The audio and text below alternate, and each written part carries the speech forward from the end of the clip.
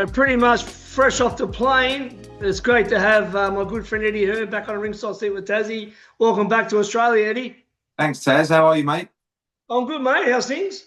Yeah, good. Just busy. Obviously, was in Riyadh last week for the card. A couple of days thereafter, and then back in Brisbane now, ready for the show on Saturday. Yeah, mate. So let's talk about it. It's a big show. The main event, Jake Wyllie, who has recently been signed with you after the great performance against George Gambosis, versus a guy I know very well, Youssef Dib, who's I'm very good friend with him and his team, and the brother of Billy Dib, coached by Billy Hussein. Mate, it's a good fight. Great fight. I mean, a really competitive fight. I mean, obviously, both guys coming off a loss, but to a very high level. I mean, Cambosis, obviously, Jake stepped in 5 days notice, gave a great account of himself, particularly in the second half of the fight. And Yui Dib, I watched his fights against Liam Wilson, who I think is a very, very good fighter.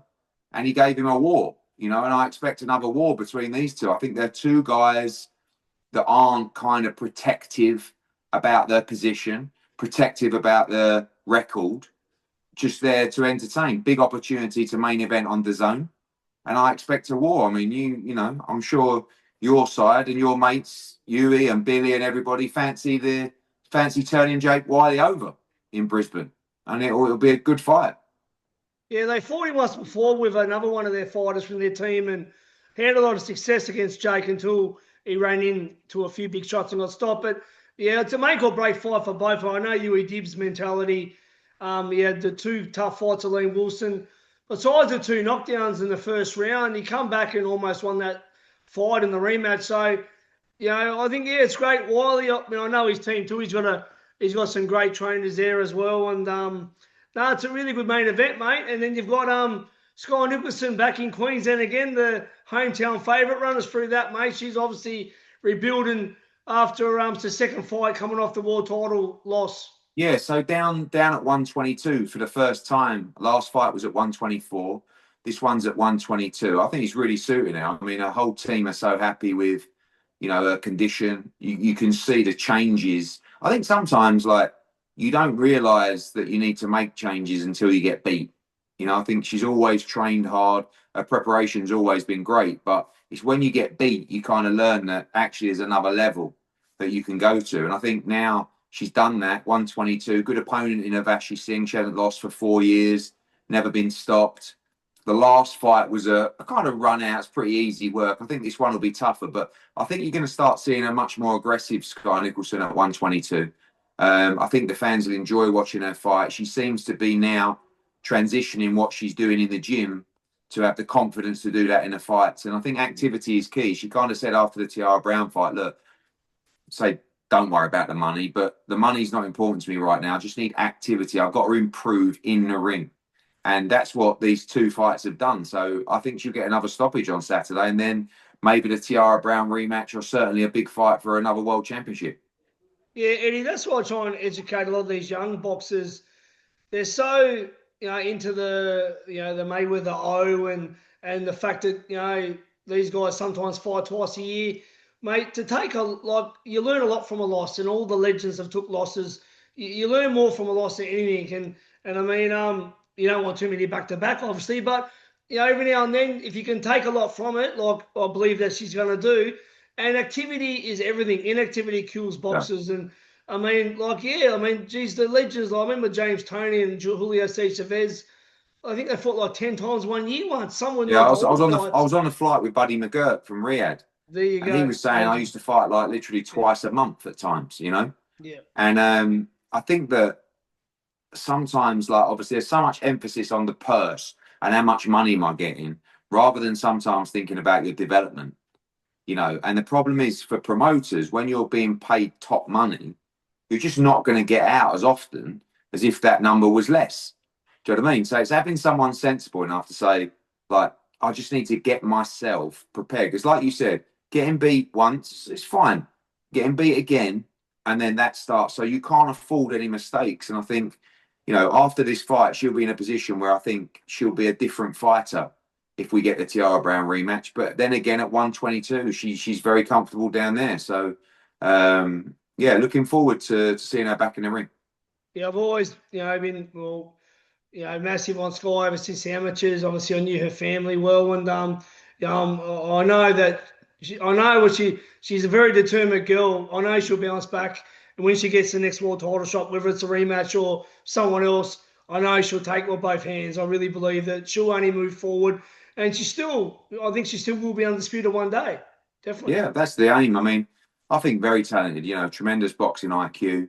It's just having the confidence to transition it. When you box with a style for so long from the amateurs and then you turn into the pros, everything that she's been learning in the gym, she's been doing in sparring, she's been doing, but just then you get into the big fights and it's just, I'll just revert to type because I know I can win that way. And I That's right. think that's why these couple of fights are very important. And I think you'll see that Saturday.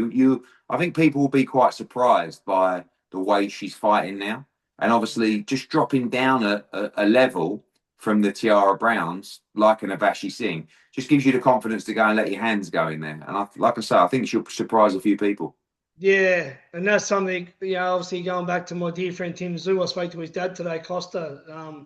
I wish he would have had a few more fights at that level with Mm. Joey Spence instead of going straight back into that big fight. So sometimes it doesn't hurt just to go back, have a couple of fights that, against still, I guess medium level fighters before you go back to the super fights. You don't have to have back to back to back, Well, I think it's, definitely. Yeah, for sure.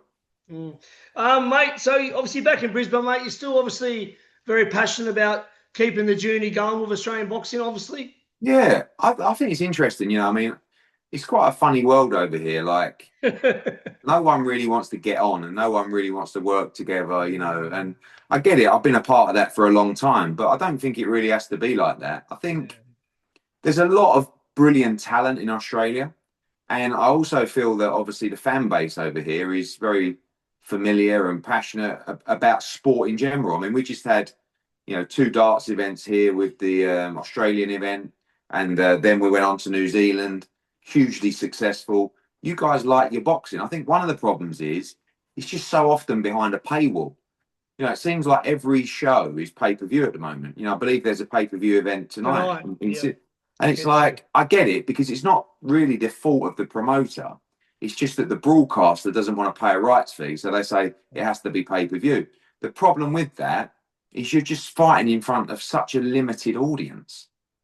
Like, how do you expect to build a star when, I don't know, 5,000, 10,000, whatever it is, are watching that fight and trying to build that fighter? So I don't know what the answer is over here. I think you guys are doing well. I mean, again, you're producing great talent. You've got the likes of, I know Tim lost, but, Jaya Pataya, good performance recently from Justice Honey. Obviously, you got Sky, you got Shanika Johnson, you got loads of other female world champions as well. Liam Paro's back on the scene. Teremoana's coming through. I think he's going to be a tremendous heavyweight. So you've got so many fighters. It's just a case of making sure you can build them as stars, and that's the difficult thing. Yeah, it's not easy, mate. The names for the casuals, compared to the names that everyone knows, it's a big difference between that. I mean, Tim Zhu, George Gamboa, there's not many, outside of them guys are the ones that everyone knows, mate. I mean, Jai's still building his brand, but let's talk about a few of the other fighters. Like obviously Teremoana, obviously, I definitely you see a big vision for him. He's going to be a player in the heavyweight division in years to come. Yeah, I think just got a niggle at the moment, so he's going to be back around November time. But I just think this guy's the real deal. I really do. I mean, he has the personality. When you talk about, appealing to the casuals, he really has that personality that can really, really, warm to people. But I think he's a great talent. I think he's technically very sound. I think he punches very hard.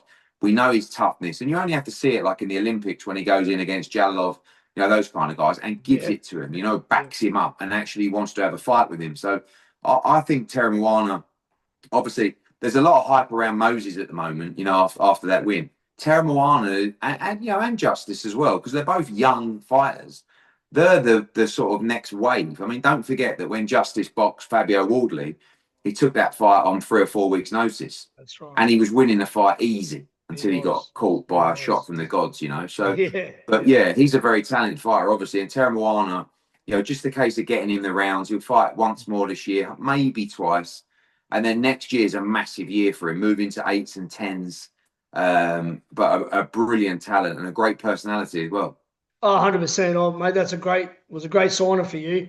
As I said, the way he fought the big guy from Uzbekistan, mate, in the Olympics, mate. I know he's obviously not with you, Moses, but I mean, he has the potential to be a big UK star.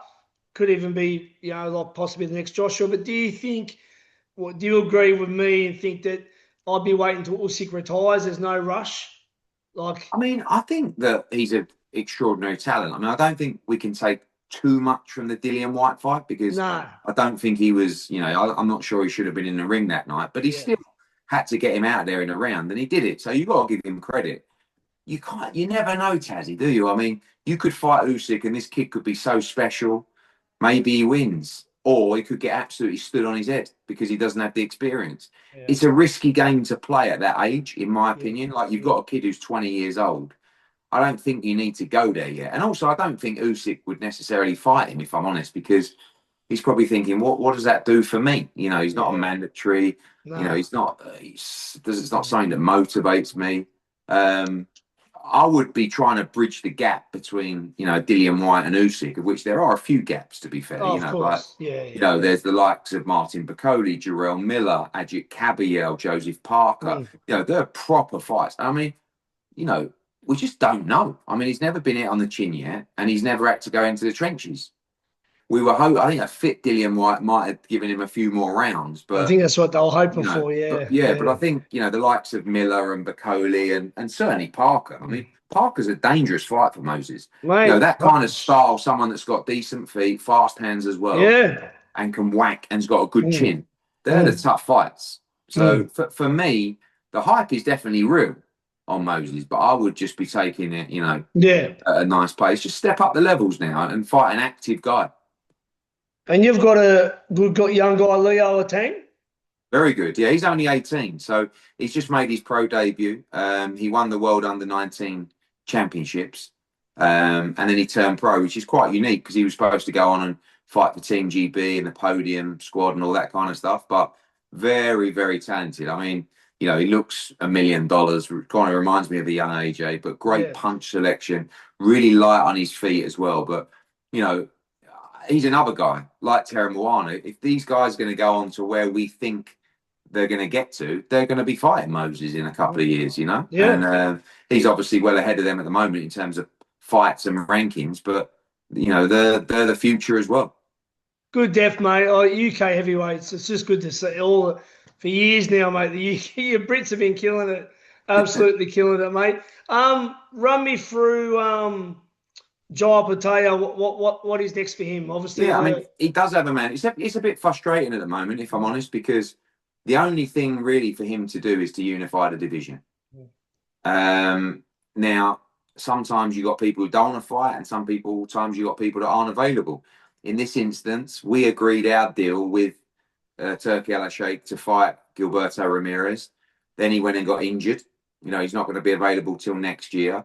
Badou Jack's been ordered to fight the rematch. So we're kind of left with our mandatory, which is Sin Cara, which, is a decent fight, but not one that overly motivates us. But the only other thing Jai can do is really move up to heavyweight. And for me, I think it would be a shame not to unify the division, try to become undisputed, because that's always the aim. So I think it's likely he'll fight Sin Cara. I'm due to meet up with Mick Francis this week and talk through that. But from there, only Gilberto Ramirez. I mean, that's a top pound-for-pound fight, in my opinion. Yeah. The IBF, WBO, WBA World Championships, Ring Magazine. Yep. It's a brilliant fight and one that I really believe Jai wins. So I think get the mandatory out the way and then a must fight with Zerdo in early 2026. I'd like to see that for Jai. I'd like to see him wait one more year, get a couple of more belts, and then he'll be another mix in that heavyweight division. And Absolutely. I believe he can bother everyone. He's got that Usyk style, the boxer, good feet. I think him and Usyk's a great fight. I really do. Speaking of AJ, mate, what's news of AJ? We know that the name Jay Paul keeps dropping up. I don't know why, but I mean, I know boxing's money's promotions, but I mean, tell me now, Eddie, is it possible that he's got a death wish and wants to be KO'd by Joshua? Or tell me, It's very possible. I mean, he's going to get knocked out in the first round, mate. Seriously. I mean, the only thing that will stop that fight happening is Jake Paul. I mean, I can't lie to you. If we get the opportunity to fight him for the money that we know it'll generate, how can you say no? Of course not. I mean, I'm not going to sit here and tell you it's fight of the century or it's competitive, but I know everybody will watch because it will probably evaporate Jake Paul from the boxing world forever. Yep. And it's risky, it's dangerous, but he seems to think that he can win the fight. So, like I say, we've had good discussions with Nikisa and those guys from MVP, and basically, it's there to be done, providing Jake doesn't, some might say, come to his senses, or doesn't think to himself, actually, I don't fancy it. If he believes, I think the fight will happen. And wow. For us, we're looking to have some kind of warm-up fight before an AJ or someone like that. And if it's Jake Paul, it's Jake Paul. But we can't turn it down, if I'm honest. And I will get a lot of satisfaction as well from seeing him, spanking. I think a lot of people will, mate. I mean, geez, if they fought Francis Ngannou, who can hit, was easy. I mean, geez, imagine Jake Paul. But I mean, look, mate, if it happens, mate, it's well done to anyone that's getting the bag, mate. I'm happy for anyone to make money off it, mate. You've got a massive Irish fight, Paddy Donovan, Lewis Crocker in Belfast, Windsor Park, mate. Run me through that one. That's going to make. That's a great fight. I mean, the first fight was really controversial. Crocker was poor. Donovan was outstanding, on his way to victory, and then knocks out Crocker, but lands well after the bell. Like, the atmosphere was crazy, the noise was crazy. He said he couldn't hear the bell. Goes to the IBF. IBF order the rematch. This is a final eliminator fight. In the meantime, Boots moves up to 154, vacating the title. So all of a sudden, Donovan Crocker for the vacant IBF welterweight world title. The first time two Irishmen have ever boxed for a world title. It's going to be like 25,000 there outdoors at Windsor Park. It's going to be absolutely wild. And Donovan's a favourite going in, but Crocker's in front of his home people. And this time, I believe he'll actually be much better. It's a great fight, September 13th. Yeah, you'll miss Terence and Canelo. Your man, yeah. I saw your tour over here. Looked great. Looked really good. Congratulations. Yeah, thank you, Eddie. Yeah, it was a lot of work, mate, and I had a few doubters, but I got Bud over here. We've done 5 days, 3 cities. I put him to work. He laughed. Yeah, I saw that. He said to me, good. He's down to earth with people, and yeah, thanks, mate. He's we've sometimes, we haven't really had our ups and downs. I think sometimes people have a perception of me that might be a little bit different, but when we're around each other, the energy's pretty good. And I get asked every day who I think is going to win that fight. And what I say is that when you talk to these guys, particularly Bud, it's very difficult to see them losing. Yeah. You know what I mean? Like, he's so confident. He's Michael Jordan. He's got that mentality. And his IQ is so good. But so is his Canelo. I mean, they're quite similar in that respect. And my worry is that my only worry for Crawford is the weight. I mean, I didn't think he looked that big or strong against Madrimov at 54, but I don't know. And my other worry is the inactivity. He's fighting once a year. Yeah. But he's a special guy, special talent. I actually feel that if I'm gun to the head, although Canelo's my guy, probably leaning slightly to Terence because of what I saw in the Skull fight. Just thought Canelo looked a little bit old in that fight, but he was also probably really unmotivated. I mean, both guys will be in the gym training. He'll be motivated for this, Canelo, because he respects Terence. I know that. But in saying that, I don't think he really built into a 154 for Madrimov.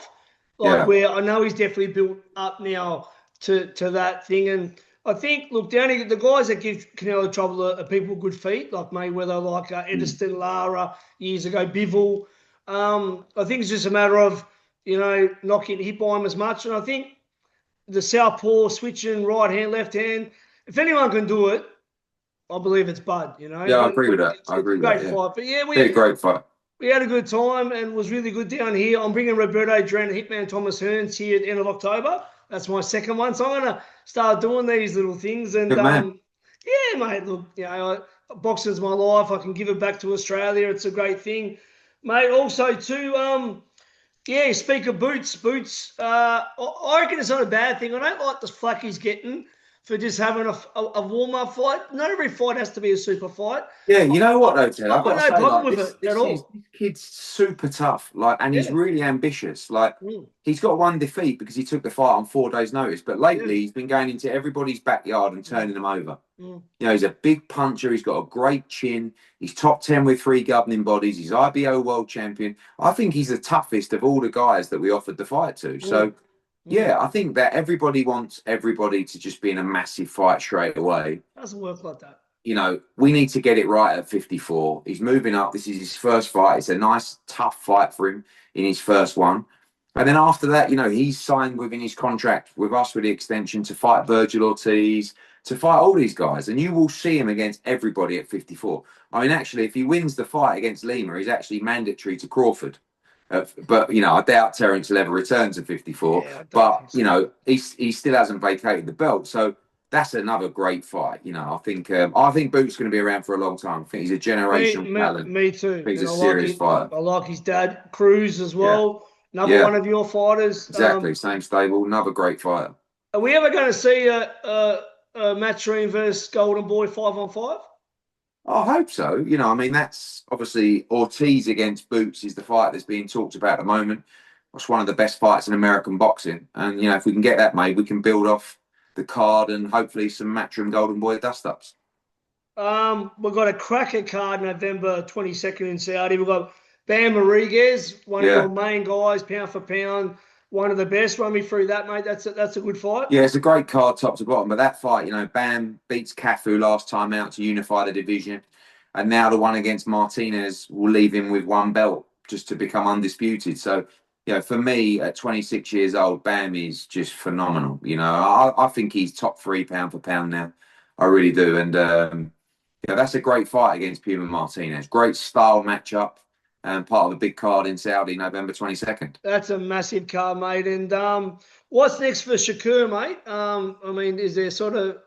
Yeah, I think the Teofimo fight maybe has some possibility. You know, I think there's not much more for him to do at 35. I'd still like to see him unify.